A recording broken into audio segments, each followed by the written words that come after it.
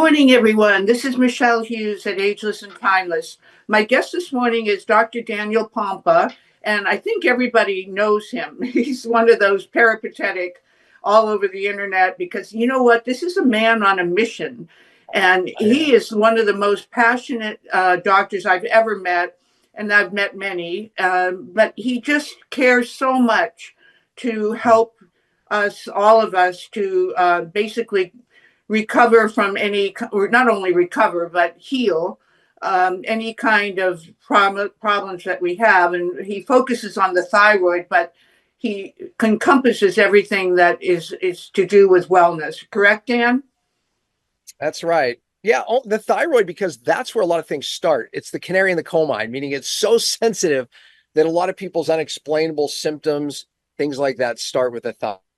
Yeah, I had the pleasure of meeting you at the Fab Mancini. I don't know if you even remember, but we were standing in the hall there in the room, and your assistant brought you over. And so I feel really privileged that I met you in person because you have your energy comes across on the internet, but it's even more dynamic when you meet you in person. So anybody that has the opportunity to visit you, and you live in Utah, I know, but you travel everywhere because you're always giving lectures. So it's true. I'm in Mexico. There's a hotel I'm actually on the board with here, and a wellness hotel where I'm helping them build it out. So yeah, I came down here for that. So yeah, I am. You're right. I was in Austin doing some podcasts there. From here, I go to Atlanta, but yes, I am. Yeah, you just love to share. That's the beauty of your spirit, your soul, your generosity about helping others. So why don't you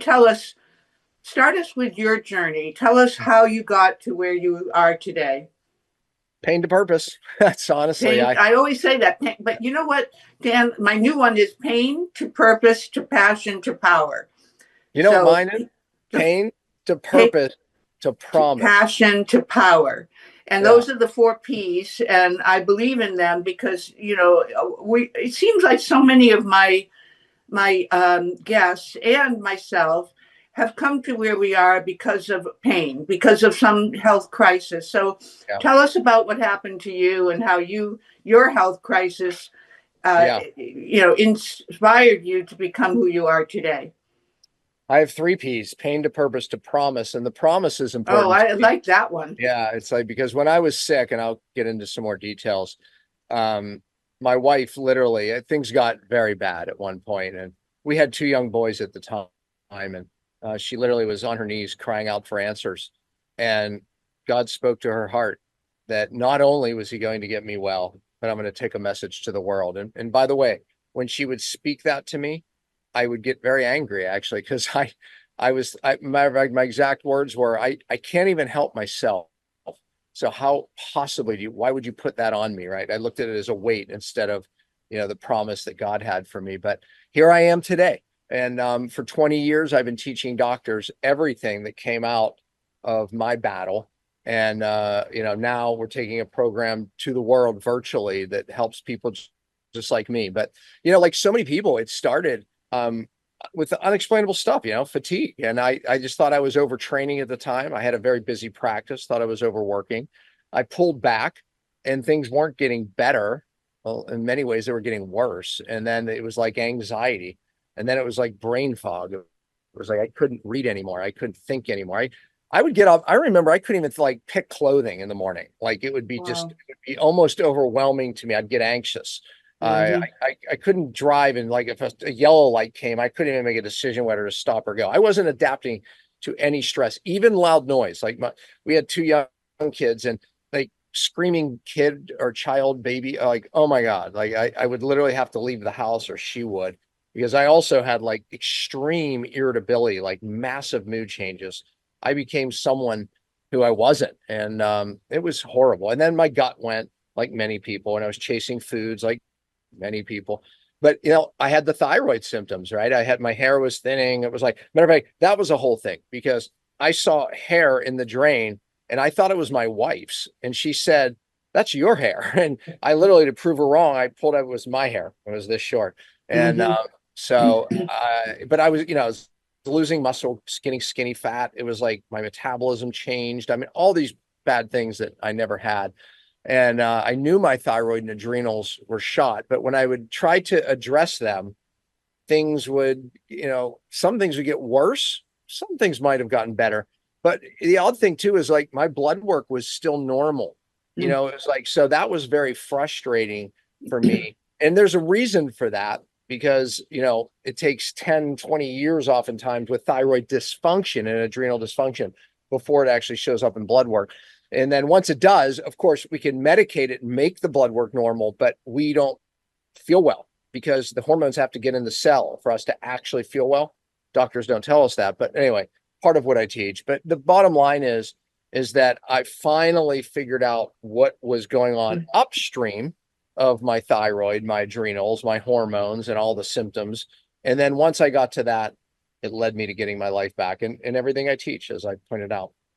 So Dan, what is it about you, do you think, that caused your blood work to be normal? And is this typical of other people too, that they get the normal results, but yet they don't feel well? Very typical. People will say, I have all those symptoms of thyroid, right? And again, it depends on how long they lived with those symptoms. If they go, within the first 5-10 years, that your blood work probably will be normal. But what happens is hormones have to, if this is a cell, and we have 80 trillion of these in our body, on every cell, there's receptors, like, kind of like a cell phone, right? You have a cell phone, but it has to connect to a tower. That's the receptor, right? And then the cell phone works. We can get our message across, right? But if there's no cell phone tower, something's blocking the signal, like a big cement wall, then guess what? Your cell phone doesn't work. Doesn't matter, if you have $1,000 cell phone or not. But okay, so the receptors act as those cell phone towers. Hormones have to bind to those. And then they themselves get their message in the cell, or get themselves in the cell, and then everything works fine. But what if something's blocking, like the cell phone example, right? What if something's blocking that receptor? Well, that's what happens. And neurotoxic individuals, that was me, I didn't know it at the time, toxins drive cellular inflammation. They even damage these receptors. And so imagine blood work out here can be normal, but if the receptor can't, the hormone can't get in the cell, it doesn't matter. It's called closed door syndrome or hormone resistance, right? It doesn't matter what your hormone levels are. If the cell's so inflamed and damaged, it can't get in, blood levels are irrelevant. And again, people are trying to take hormones, and it kind of works in the beginning because you kind of force more hormone in the cell, but then it works less and less and less. And it's like shouting at our kids, right? It's like in the beginning, it kind of works. People that have kids understand this. People that don't. It doesn't work. And, after you keep going, right? It works in the beginning, and then they just don't even hear you anymore. It's the same with taking hormones. So many people, take hormones, and it's like, gosh, yeah, it made my blood work better, but I don't feel better. I'm still gaining weight. I still have no energy. My hair is still thinning. I still have brain fog. My gut still doesn't work, but the fact is it's a cellular problem, not necessarily a hormone problem. That's the answer. So is there any way to test the cellular efficacy at that stage? If somebody had said to you, we can do a test to see what the inflammation of your cells are. Is there any such test that would help you to kind of, do the speed bump over the issue? The good news is like when I went and got all these tests done, I spent like, $4,000-$5,000 worth of blood work. I think it was like $5,000, and it came back normal. There's a test that tests just for cellular inflammation, very specifically. What's that called? We call it a cellular inflammation test kit, but it's a melanaldehyde test. So it's testing for something called melanaldehyde, which is when your cell membranes are inflamed, it basically gives off it's lipid peroxidation. It gives off melanaldehyde. And so it's very accurately tested to see if you have cellular inflammation. If you do, you're someone who probably tried everything and go, it doesn't work, even diet change, right? Because when your cells are inflamed, you can't get the good stuff in. And then here's the bigger problem.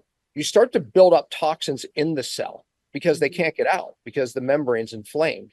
And the number one cause of cellular inflammation are certain toxins, right? That I didn't realize I was exposed to.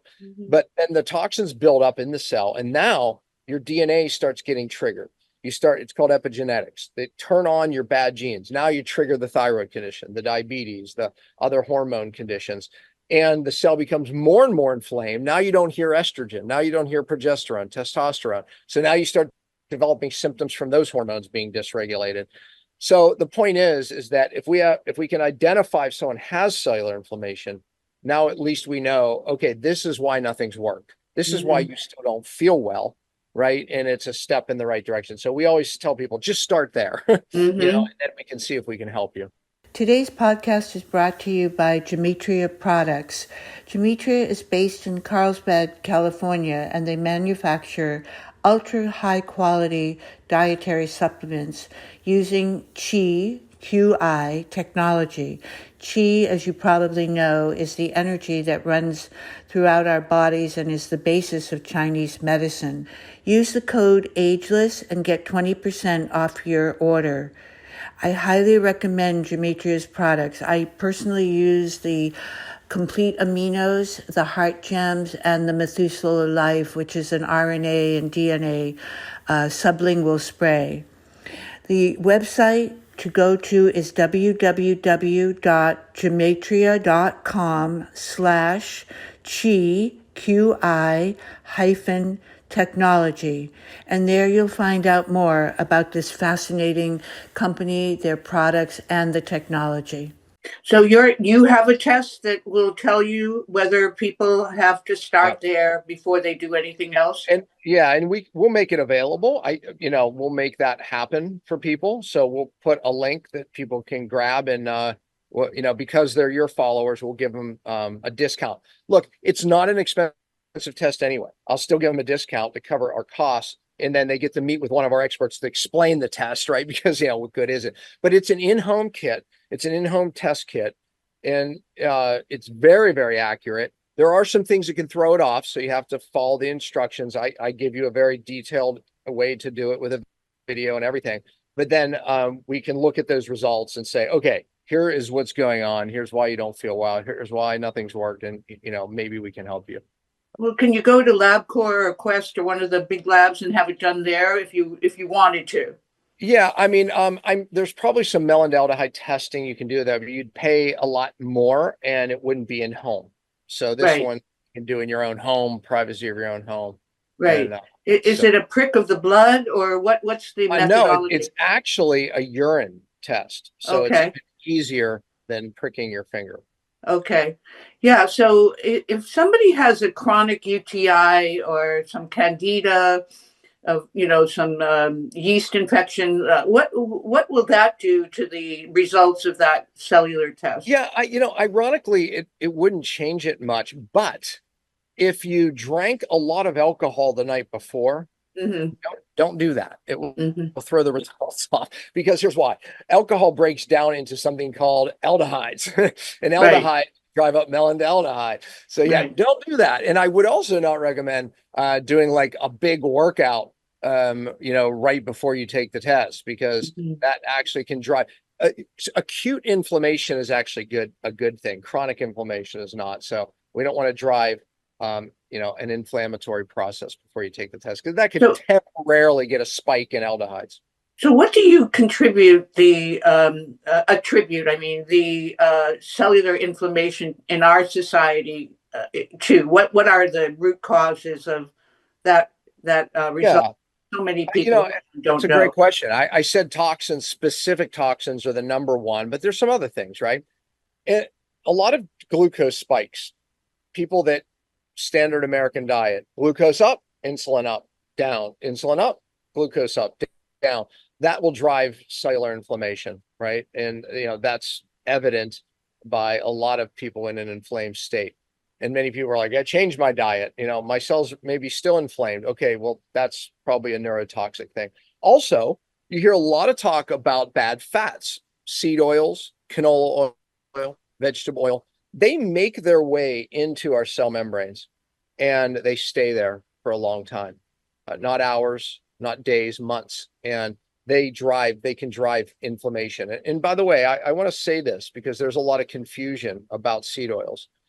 Most seed oil in even a health food store is bad. The reason is because it's in processed foods and it doesn't take heat. Okay, so that's true. That said, a seed oil can be made good with a cold press process, and it can be very delicately handled and be good. Omega-6 in our space has a bad rap. The reason why is because we ingest too much canola oil, vegetable oil, grain-fed meat. Okay, so I get that. That said, the reason it can be so bad when it's denatured, that means it's damaged, which goes into the membranes and drives inflammation. But the reason why it's so dangerous and bad is because omega-6 is the most important fat in the cell membrane. People don't know that. Omega-3 is important. They're both essential fatty acids. But omega-6 in the membrane is actually more important. Therefore, it's more dangerous when you get an adulterated form. Does that make sense? People in our space, they don't understand that. Everyone's like, I just had someone say, oh, I thought omega-6 was bad. I said, no, adulterated, meaning rancid omega-6 is bad. But good omega-6 is even more important. And when we're fixing somebody's cell membrane to help fix their hormones, we actually target very specific healthy omega-6. And oftentimes some of it's used in seed oils, but for the, most people watching this, avoid seed oils in stores because it's all processed, right? And avoid vegetable oil, and avoid canola oil, but we need to get good omega-6. So, and by the way, just to give a little fat education, the more double bonds in a fat, the more, hey, look at that. I set off a confetti when I, that's okay. the more double bonds, the more fragile a fat. So when you hear about saturated fat, like in tallow, butter, ghee, those are fats that we can cook with because they're very stable. They're saturated, meaning they don't have any double bonds. The more double bonds, the more fragile. So something like omega-3, seed oils, like omega-6, omega-3, they can both be seed oils, but they have 3 double bonds, which makes them more fragile. And by the way, fish oil, I'm not a fan because it has, you take omega-3 and you break it down into EPA and DHA, and that's what you find in fish oil. Well, guess what? EPA has 5 double bonds, way more fragile, and DHA has 6. So when I love fish oil when it's in fish, I love vegetable oil when it's in vegetables, but there it's very stable, but you have to be careful when you pull it away. Well, that's a pretty revolutionary statement about the fish oils, because everybody, I mean, if you look online or even just in all the research that you see with doctors who are dealing with inflammation, they're all telling you to use fish oils. Well, listen, everyone went pro fish oil when Big Pharma got into fish oil, and then it was, then all of a sudden it became the greatest thing. Before that, there was a lot of critics. But if you look at the Cochrane collaboration, this is an organization that I always love going to for studies. Here's why. If there's, making up numbers, if there's 3,000 studies on fish oil, there's probably more, but whatever, for the sake of the argument, they'll look at those 3,000. They have a big group of people that do this, and they'll narrow it down to say 100 that they feel are good studies, right? They're not being pushed by someone who owns fish oil. They're done. They're double blind. They're actually really good studies. They'll take that 100 and evaluate the results, and they come up with a conclusion. Every time fish oil is studied by the Cochrane collaboration, whether it be heart disease, cancer, doesn't matter. It comes out to be a big negative. And the reason is because it's fragile. It's oxidized. Even when it goes in your mouth, it goes rancid. So fish oil is more, remember, 5 and 6 double bonds, more fragile than seed oil. And everyone's running from seed oils, which they should be concerned, but they should also be very concerned, more concerned about fish oil. Eat fish. Okay, so, but in fish, you have to be very careful that you're not getting the mercury. Yeah. Eat small fish, wild caught, never Atlantic, right? Never farm raised, never large, right? And so pelagic. And by the way, yeah, exactly. And by the way, you don't need EPA and DHA. Your body will make it. That's why they're not essential fatty acids. Okay, so let's tell everybody to stop right here for a moment. Go to your cabinet, get rid of safflower oil, canola oil, sunflower oil, any oils that are not avocado, MCT, or coconut oil, and or olive oil, which is, kind of the Yeah. kingpin. And in And the olive olive oil, oil you can, have a whole other can of worms because so much of olive oil is adulterated. So you have to be really, really careful to buy the correct olive oil. And do you have a favorite olive oil? yeah, if you go to the olive oil hunter, he gets a first pressed olive oil, Jason, and it's fantastic. Yeah. And yeah, it's great. You can order it Yeah, online. yeah, that's the one I like too. And the I also went to olive oil lovers or something like that. There's another one that's like the Mm. one that you and I both love. But And if you're going to heat something a lot, use tallow or ghee. yeah, Again, saturated fat, right? No double bonds, right? yeah, So very stable in heat. yeah, that's true. So I never cook with olive oil, and this is something that people don't realize. It's a high heat will create free radicals. So you're better off putting your olive oil on your salads or on, a piece of bread after it's been sourdough bread with olive oil is amazing, but after it's been cooked or baked, if you're going to heat it. But the the thing with olive oil is to always buy a glass bottle if you can, and always look for first cold press, organic, first cold press. Is that how you do it? Yep, that's the best. And obviously, know your brand. There was a time a lot of what's coming in from Italy and Spain was cut as well to save money. So you had to be concerned even about that. The old days, you could just buy it from Italy and you'd be good, right? And again, what is olive oil? Olive oil is a mono unsaturated fat, right? Less double bonds, right? So Yeah. again, less double bonds, the more stable. Right. So 3 to 1, 5 and 6 is fish oil. Y'all had a good education today. Well, but so if you're going to buy butter, make sure it's grass fed, Good point. and Very and good the point. beef tallow also grass fed, grass finished. Yes. Thank you. Yep. So yeah, the Costco's carrying the beef tallow now. I think it's in a glass bottle. I'm pretty sure I saw Make that. sure it's in glass. Yeah, exactly. And I was very disappointed. Mammovation did a study, a test. I don't know what we call it a study, but they tested a bunch of oils, avocado oils, olive oils, beef tallows. Epic, one of my favorite beef tallows, came out to have the highest level of microplastics. I Yes. was so bummed out about that. Yeah. So I wrote the company. I had my team write the company, and we got a canned response back. Because what I said, in all fairness, I said, here was the study. Have you done your own independent study? Is this true? Right? I Yeah. gave them a bailout. We got a canned response back from General Mills, who bought Yeah. them. Well, that right there tells you the reason why you got a Exactly. canned Yeah, response. like, It's a big. we take our products. No, well, it was a canned response, Yeah. and I was like, so I was bummed. So I was like, well, probably not going to be buying that product anymore. Paleo Valley tested very well. Yeah. That's a good one. Yeah.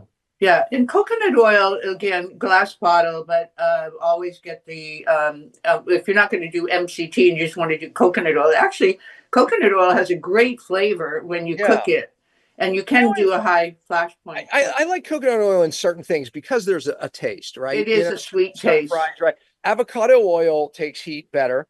It Yeah. doesn't have as much of a taste, right? And then the tallow, I don't know that people probably would argue that maybe that has a flavor and a taste. Ghee definitely has a flavor and a taste. So you Yeah, have to use these fats that take heat with what you like, right? A good chef or cook will utilize stable fats with foods that flavor goes with, right? absolutely. Well, that's really a good primer in oil, so we're good. The only thing is, Yeah, we didn't just think we were gonna get into that, but yeah, you got a good education there. yes, and the thing is though, I just went and bought a Carlson's cod liver oil. I didn't buy the liquid because I didn't think I could swallow it, but I'm not too good at swallowing oils. But that's just me, and not some people find it no problem. But Yeah.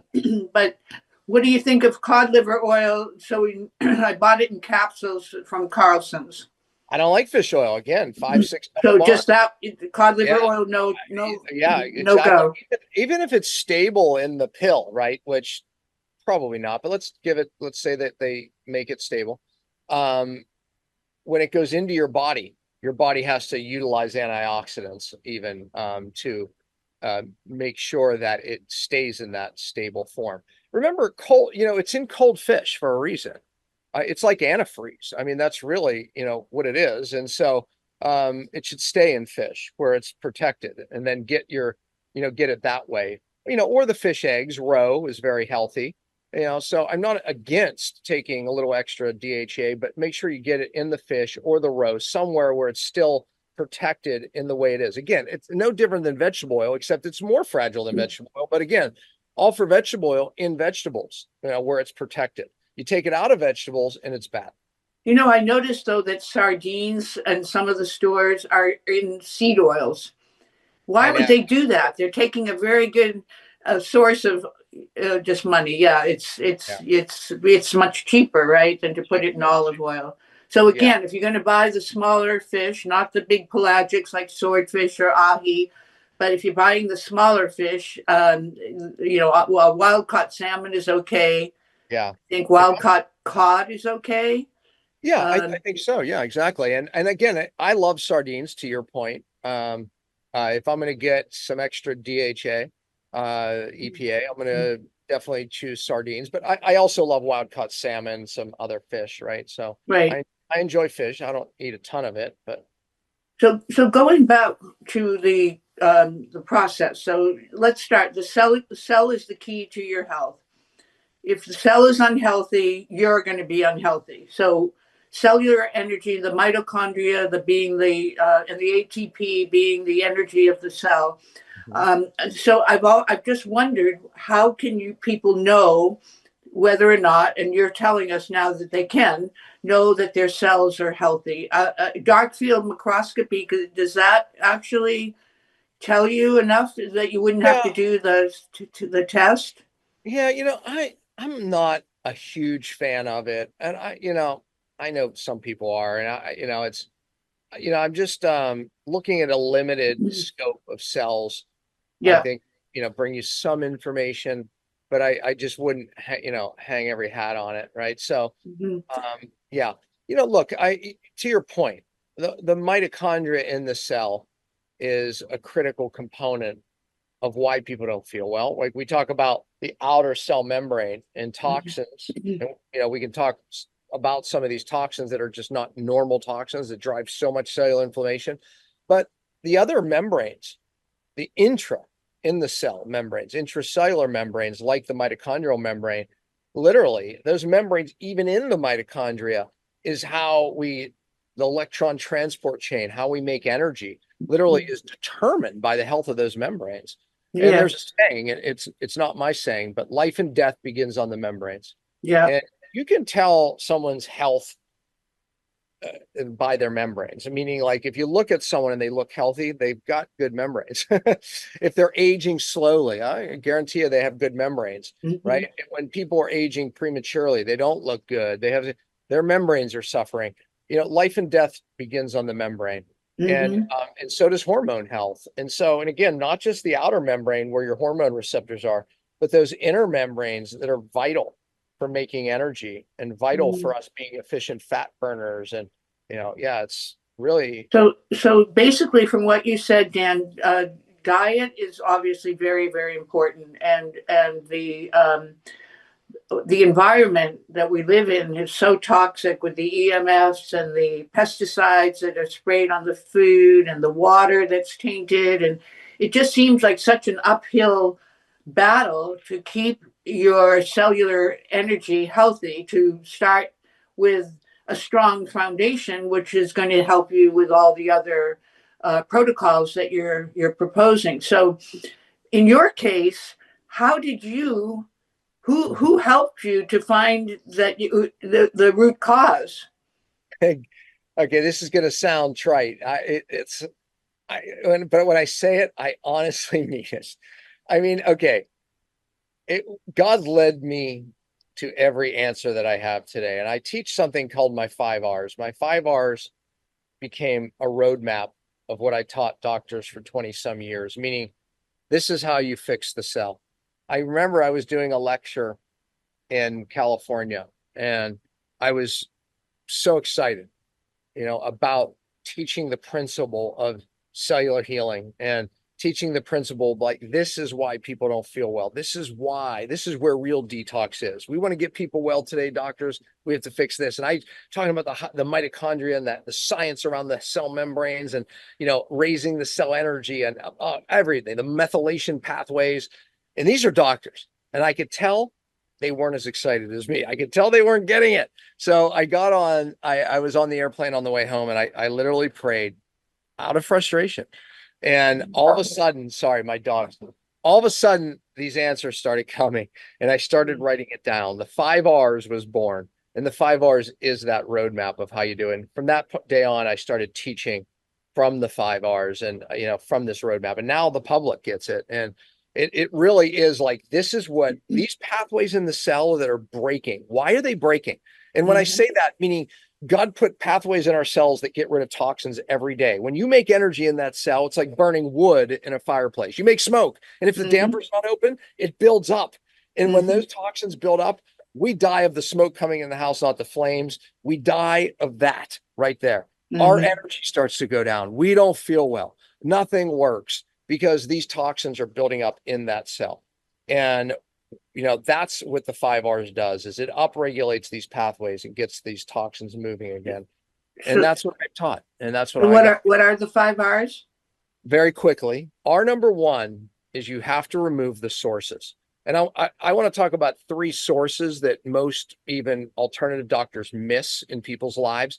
But it's like this. If there's a bathtub upstairs and the water's overflowing, okay, that's like the toxins and causing damage. That's the symptoms that we don't like and the diagnoses that we get, right? It's like, well, first thing we have to do is slow the water down that's coming in. Now, today we can't turn it off. There's toxins coming into us no matter what we do. We can always slow it down. And then we have to open up the drains. And that's what my process does. It opens up the drains to lower that. Now, if I had 2 glasses of water here, one filled to the top. Okay, imagine that, right? Where I'm using memory. If people are listening, I have 2 glasses of water. Imagine that. One filled right to the top.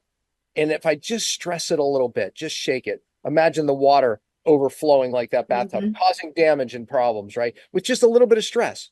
And then the other one is filled just maybe 1/3. I can shake that one. I can stress it a lot and there's no problems, right? So we have to empty that bucket, but that's every cell in our body. We have to get those pathways working. And then when we do that, we create cells like that glass that's only 1/3 full. That's how I got my life back. And certain toxins are called neurotoxins.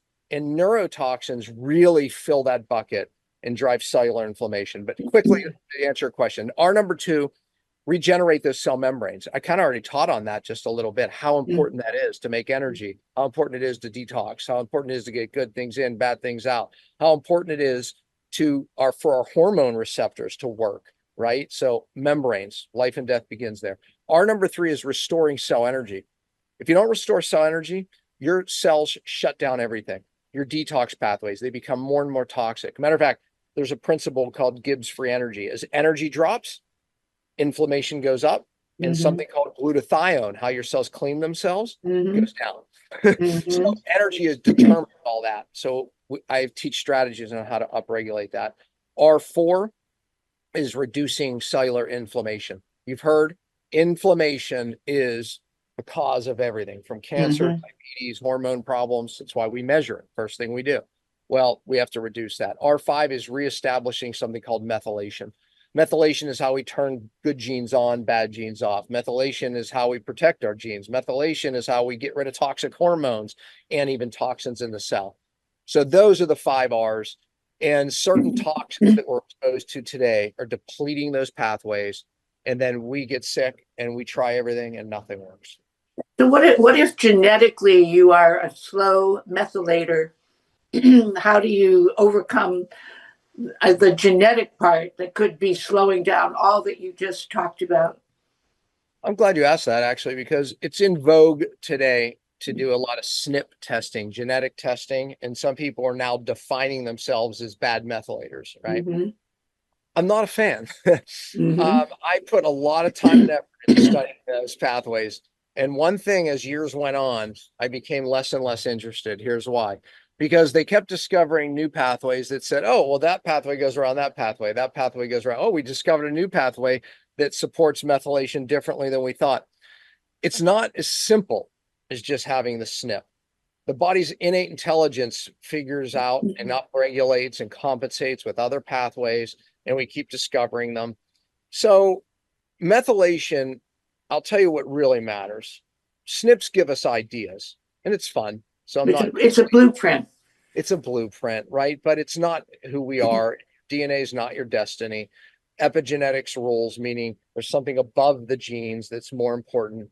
But what happens is that when we get stressed, physical, chemical, or emotional, methylation tanks. Whether you have the gene, the SNP or not, it is your methylation pathways. The people that aren't methylating or methylating the worst, it's not the gene. It's the fact that they are toxically stressed, emotionally stressed. And yes, you're methyl depleted. And yes, that affects your detox pathways. And yes, that affects your DNA and your hormones, etc. Well, excuse me, the DNA company where I have a relationship, they call it functional genomics or epigenetics because they say, you know, what your genes tell you in the blueprint is not a life sentence if it happens to be negative. I like that. I like that better. Yeah. I think that's I think that's a more honest approach. Exactly. Yeah. And they don't sell they never sell your data like some of the other ones that have been attacked for their privacy. But that's just a segue. But onto genetics for a moment is just, know that you can do that test. And in my case, they said I was a slow methylator. But however, I know just what you just described. There are ways around that, and that's where the epigenetics come in, where your lifestyle is going to make the difference. So was there any one person that helped you that is like you are today to other people? I learned from several. I could take things like Dr. Richie Shoemaker. I learned a lot about mold from him. I got an idea from Dr. Richie Shoemaker. He used cholestyramine to bind up toxic bile. Mm-hmm. And one of the issues I was having is when I was upregulating the cell, a lot of the toxins would go to the liver and bind to bile and redistribute. Well, I learned to use binders in the gut like cholestyramine from Dr. Richie Shoemaker. I always give him credit. I learned a lot from a guy, I don't know, people, Andy Cutler, I don't know if you know him, but I always give him credit for understanding half-life of chelators. Mm-hmm. Andy spoke at some of my seminars. He wasn't a doctor. He was a PhD, very bright, but he was the only one talking about you can't just take chelators randomly. Things like EDTA, DMSA, DMPS, chelators have to be taken in a half-life to keep the blood levels up. Otherwise, you redistribute and get worse. Mm-hmm. I figured that out the hard way. And then I found some papers that he wrote. I'm like, gosh, why isn't anyone teaching this? He also spoke about things like cilantro and weak binders a lot. And I learned that the hard way. I'm like, this guy's right. I always give Andy credit there. And about fat soluble chelators and just absolutely, brilliant, his contribution. And before he died, him and I had conversations about, I was saying about my cellular work and, how is combining that with his chelation work, and the two were the magic. And he loved my work. That's why he spoke at my seminars. And, really putting together how you properly use chelators. Chelators don't detox you. They just make sure you don't redistribute toxins. That's right. That's like Quicksilver. Quicksilver. Dr. Chris Shade, Quicksilver Scientific. So they have a ultra binder and a liver sauce, but they tell you do not take one without the other, because if you take the liver sauce and you stimulate all this excretion, it could go to other parts of the body. So you need the ultra binder. And Chris is right. He's right about that. I give him credit there. And again, Andy was the first that I knew that, I'm sure Chris learned from Andy as well. And he's not with us anymore, but he sure deserves a lot of credit. something that Chris and I both fully understand. Most people do detox very wrong. They don't do it. They don't upregulate the cell. Real detox, this is what you have to fix. This is what's broken. I got my life because I fixed that. And God gave me the 5 R's, and it's changed millions of people's lives. And I've been blessed to teach doctors for 20 years. And now she's directly people looking for answers. So once you do the cellular test, do you have to ever do it again? Or like in your case, are you having to always be aware that you might reignite the toxicity in the cell? Put it this way, if I was left in a moldy home for a period of time, I would drive cellular inflammation pretty quick. I definitely have a sensitivity to that. But yeah, no, people can retest, as they want to see where their progression is, right? But I actually did do a test not that long ago, and it was within normal, thank God. But I knew it would be. But I don't know why I did that. Oh, I think I did it for an ad. Well, so let's focus on the thyroid. I know we're looking at the global impact of everything first, because that's so important. Unless you fix the cell, none of the other things that you teach are going to have a positive result. So you learned that by, experimentation and by your own personal involvement in your own recovery. So share with us now downstream, which a subject that you focus quite a bit on, which is fixing the thyroid. So tell us more. And just before you start, I want to say one thing is I had Dr. Amy Horniman, the thyroid fixer. Do you know Amy? Yes, I love Amy. Oh my gosh, her and I go way back. When I was a chiropractor, she was a massage therapist working for me when I was, practicing chiropractic. What a sweetheart! Oh, that's amazing. Well, the one thing that came out of that I cannot forget that came out of that interview with Amy is her famous quote, "How do you feel?" Those 4 words. Like, you can do all the things that I teach, but if you, just like in your case, if you still don't feel good, then you haven't fixed the core problem. But anyway, she on the interview, she talks about T2, and I was completely taken aback, and I know a lot of my viewers were as well, because most of the thyroid medications, they're focused. First, they look at your T4, which is the inactive thyroid, and then they look at the conversion of T4 to T3. And are you converting well enough to have enough T3? Because T3 is what you need, is the active form. I don't think a lot of people understand that, Dan. And then comes the T2, which is the part that nobody seems to know about, that except for those who've been treated by you and Amy. So as you start to talk about this, incorporate the T2 into your answer, okay, so that people understand what the contribution is of T2 to overall thyroid health. Yeah, it's reference 5 thyroxine, and it has more of an effect even on metabolites, metabolism, right. And it becomes more of the active form and plays into T3 more, right? So, right. The thing that people don't understand about hormones is how they work with each other and conversion, right? Yes. So, like, to your point, if a hormone can't go into the active form, then we don't get a benefit. And if we're just looking at the blood form of, say, T4, to your point, then, well, that's only part of the picture, right? So, and that's the problem. So when you go to your practitioner and they give you T4, and that's typically what thyroxine, right, and the medication is, right? Okay, that's has to be converted to a usable form, right? And then, so again, they're not understanding the role of T2 to T3 and et cetera, and then into the cell. So when I said this before, that I wanted to talk about some of the toxins effects on hormones, here's a big problem, okay? For people listening, again, there's 2 groups of people, okay? Group number 1 may, like myself, I'll put myself in group 1, that I have all these symptoms. I go to my doctor and my blood work's still normal, okay? And that's because we're not looking at what's going into the cell. Okay. There's more to that, right? They're only looking at the blood work of maybe TSH, T3, Right. T4. It's only part of the picture. And they're going, it's normal. You should feel well. I Right. don't. Well, you don't have a thyroid problem. What? Based on TSH?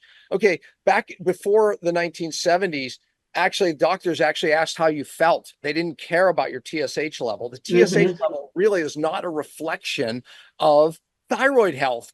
Go figure, because that's the gold standard of blood work that doctors are saying. They're judging your medication based on one thing called TSH, thyroid stimulating hormone. Right. We'll talk about multiple reasons why that's incorrect.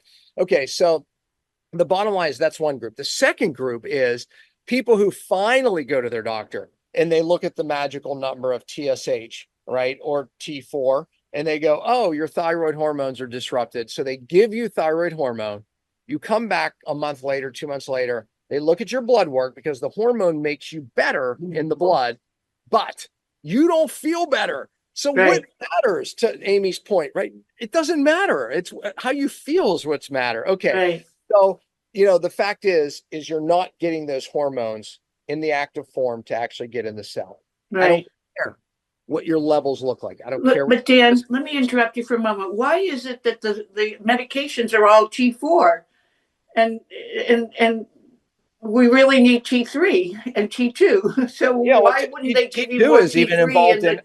T2 is how you involve in lipid metabolism, how you break down fat into energy, right? It's like, well, because number one, I think some of the testing is a little bit, harder to look at, metabolite forms, to look at those hormone forms. So, I mean, that's probably one reason. And medicine is very difficult to change. But, and again, I think that when you're looking at T3, some people even take T3. Okay, let me, and some people measure T3. Most doctors measure it. But the problem is even that still doesn't matter.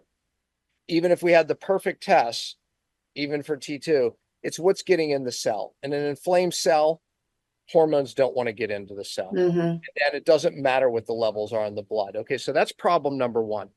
Problem number two, as we already mentioned, is conversion. You have to be able to convert hormones to more active forms of hormones that have the ability to get it in the cell. And when you can't make those conversions, blood levels don't matter, right? So if you're taking T4 and you can't convert it to T3 or T2, it doesn't matter, right? It doesn't matter how much T4 you take. Okay, so that's the problem number. The third problem is this. There's a control tower that sits in the center of the brain. The pituitary. Yes. And that's the one that controls your thyroid, controls your adrenals. And then there's another gland that sits right next to it in the brain called the hypothalamus. That's the receiver that says, hey, we need more T3. We need more T2. We need more of this particular hormone. So then it tells the pituitary to basically release more thyroid stimulating hormone. And then you start to release more hormone and hopefully it gets in the cell. All is well. Perfect feedback loop. But what if something is wrong with the control tower? Right? That was me. Okay, so I didn't know this. I was trying to fix my thyroid. I was trying to fix my adrenals. I was trying to balance it all out and it wasn't working. Nothing I was doing. Glandulars, this, that. I was trying it all. Some things would get better. My sleep would oftentimes get worse. I'd get more anxiety.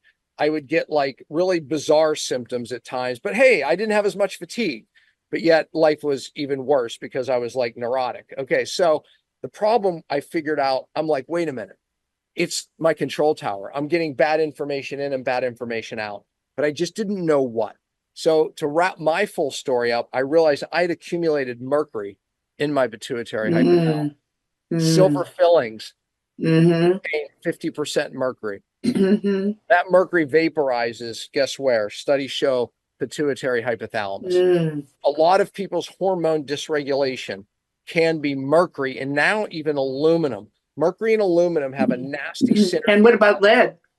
Lead is another neurotoxin. My wife was lead poisoned and had hormone problems for years. Then her methylation was tanked, building up toxic hormones, developing cancer just like her mother. But the problem wasn't Her methylation, we tried picking up her methylation to get rid of the toxic estrogen, but the problem wasn't that. The problem was the lead depleting her methylation. And once we dealt with her lead, her methylation came up, her toxic hormones balanced. So yes, lead is a problem. But in that pituitary hypothalamus, mercury and aluminum are a big problem. And there's multiple sources today. The silver fillings, the number one source is moms. There's a study called the Drash study. That German study showed, ladies, the number of fillings in your mouth or mom's is proportional to how much mercury they found in the baby's brains. And that was an autopsy study. So it was very accurate. But that's the first load we get is from mom's fillings in utero into the baby's brain. And then we start accumulating our own through multiple sources. I also wore contact lenses in the 70s, 80s, early 90s. Thimerosal was in the saline solution. It was going right into our brains from our optic nerve. Of course, I went through a time where I was eating a ton of tuna, because I thought I was healthy. So I had a lot of mercury sources. And I was also living in a low-grade moldy home. Mold produces a nasty biotoxin that plays hell with the hypothalamus. And that's the receiver. Is that why people with long COVID are having so many problems with the symptoms that you had? Because the thimerosal and the COVID vaccine that they claim was, just not even significant, but yet so many people have had lasting bad results. That they're calling it long COVID. Do you think that has an influence on the mercury? Has an influence on that long COVID symptoms? There's something called a cellular danger response that many people who got COVID, got the vaccine from COVID, end up in. And it is basically the body thinks it's going to save your life. Your mitochondria has two roles. We only learned one in school. It was to make energy, right? The powerhouse of the cell. Well, the mitochondria has a second role, and arguably even an equally important role. And it is basically cellular surveillance to see when you're in danger. It will pull back the energy in the cell, send out signaling molecules called amps and damps and pamps. And what it does is to save your life. It actually even starts to slow down the thyroid. So a lot of thyroid conditions developed because of this cellular danger response via the mitochondria doing what it was designed to do. The problem is when you have a short-term stressor like the flu, your energy shuts down, your body comes out of it, and it normalizes. With COVID, it didn't. And a lot of people even kept producing spike proteins, kept it in cellular danger response. It's called dysautonomia. It's another word for it, where all your hormones are dysregulated, but it really starts at the cell. Your mitochondria is stuck in a cellular danger response. They just signaled me that we only have 4 minutes, and I have so many more questions. So I want to skip ahead to something that I think is very important for my viewers, and that is the products that you sell, it's a program that people can actually access through your wonderful generosity and your time and the interest that you show in helping people. So could you just tell us what are the ingredients in those two main products that you flagship products that you sell? Well, one of the things, I've developed a lot of products over the years around my cellular, healing concepts and cellular detox concepts. But this one was, one that I put together myself. What we did is we grew mushrooms on certain substrates. As an example, turmeric has incredible benefits, but a lot of those benefits that are claimed are in laboratory, in vitro. It doesn't really happen because many of those things, plant chemicals can't get in the cell. That's right. Actually create that magic. What we do is we grow mushrooms on these substrates, pulling up those active ingredients, and then the mushrooms deliver them into the cell. That's one of the magic of mushrooms. They're nature's communication molecules. They really are. They are able to attach to certain cells in the body. For example, lion's mane is able to attach to receptors. The brain. So they were trying to down-regulate inflammation of the brain. We'll take lion's mane and grow it on turmeric, to pull up those active ingredients and deliver it into the brain cell. So lion's mane is one ingredient. Reishi, you use reishi mushrooms? Yes, and reishi is we use it for the mitochondria. Yes. Reishi has an incredible effect on the mitochondria, even methylation pathways. And so we'll take reishi and grow it on certain substrates that we need to deliver for methylation. And then what else is in there? And what's another product that we have called Gut Enhancer has become a flagship product because it's very difficult to deal with people's hyperimmunity, autoimmunity, if we don't fix a lot of what's happening in the gut. Mm-hmm. We took things that we know we need to target in the gut mucosal lining to downregulate inflammation and also help with the leaky gut. Lion's mane actually targets the same receptors in the gut, the second brain, right? Mm-hmm. Right.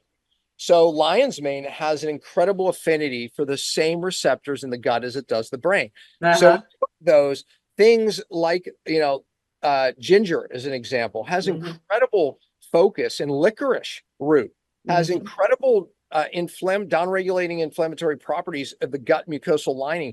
But again, we pulled it up into the lion's mane to target those particular receptors, and it's incredible, that product. So yeah, mushroom delivery is really using mycelium is really the brilliance around some of these products that I've developed. So if you were going to guide people right now to just start from scratch, to do what you did, but which you didn't have all the benefits of what you have today, but you did it the hard way. But now that you have all this knowledge and experience, what would be tell us in about 1 minute, what would be the steps that you would tell my viewers to take, and how would they go about contacting you? Look, you have to, step number one is deal with what you can control, right? Meaning we can't control certain toxins, but we can control a lot. Right. So we talked about seed oils. Get rid of the vegetable and the canola oil out of your diet. Right. It's like start incorporating better fat. You can control that. Right. You can control the water that you drink. And so many of these, horrible toxins are coming through your water. It's like get an RO unit, a point of service. It's so simple and they're so inexpensive. Right. So can control the influx, control what's coming into the bucket, right, or the bathtub, so to speak. And then you could go to pompaprogram.com and we'll put a link, but you can watch, I did a great webinar there that I do for doctors, and you can watch that. And again, it's just explains like some steps on those, 5 R's. And that's really good, Dan. Can you send us that link, and I'll have my assistant. Yeah, we'll put it up. I want to put it in the show notes. Okay. So that's important. Okay. Yeah. And then they need to order that cellular. Yeah. Start with the test. Do you have cellular inflammation? That's where we start everybody, because we know that if that's the case, we know how to impact that. It's been what I've been teaching for 20 years. So how to downregulate cellular inflammation. It's one of my 5 R's. Okay, so step number 1, get the test, find out where you are. That's your baseline. Step number 2 is, obviously watch some of these videos that you're going to get, links that you're going to give us, so people are more informed. And then is step number 3 to order some of these products so that they can get on a program and then test again to see the results? Exactly. Okay, so could you send me a link with the 3 products? I think you said 3, right? That we should use as the baseline? Yeah, I mean, I think that I would say Gut Enhancer, I think, is really important. Is important. Right? Yeah. Inflam-R4 and mitomethylator. Okay. Those, and if I would add a 4th, we won't do that. Okay, so let's just do the 3 because we don't want to overwhelm people. But and then you so generously said that you would offer a discount off if people. Yeah, we'll put a code in, because people should start with cellular inflammation. People that don't feel well, that's where you start, right? Okay. Everyone else can start on those products. But if you don't feel well, start with cellular inflammation test. Don't even worry about the products, because how many products have you tried, right? It's like, do you have cellular inflammation? So we'll give a code and they can get a discount on that. Yeah, the code that we discussed before is Ageless 10. So that's 10% off the first order with the cellular inflammation test. And then I don't know how you feel about the product, but we can talk about that later. But yeah, we can discount that too. Talk to my team. So Ageless 10 is the code. All right. Well, I'm so sorry that we've come to our conclusion, because I could talk to you for hours. And are you going to be at A4M in West Palm? When is that? That's in April 25th, I No, think. I'm not. Okay. I'm in France. I'm in Okay. festival. Okay. Is there any one thing you want to say in parting before we close? One message to everybody. Control what you can control. That's it. I mean, honestly, I mean, it's like, because everyone goes, oh, what use is it? We're surrounded by, no, control what you can control. Yeah. We can put in Well, our mouths what we're drinking, and that's the most important. yeah, and I think, as you said, taking responsibility for your own well-being is, the first step. You have to be the one in the driver's seat. You are the producer of your play, Yep. And if you don't take that responsibility, no one's going to take it for you. No doctor's going to tell you, the follow through. They might give you the instructions like you're doing, but Yep. you have to be the one to initiate and take responsibility. So, well, Right. Thank you so much, Dan. And I hope to see you soon, maybe at RadFest or Thanks, Michele. one of the next upcoming ones this summer. Okay. Yep. Thank you. All right. Bye-bye. You take care. All right. Bye-bye.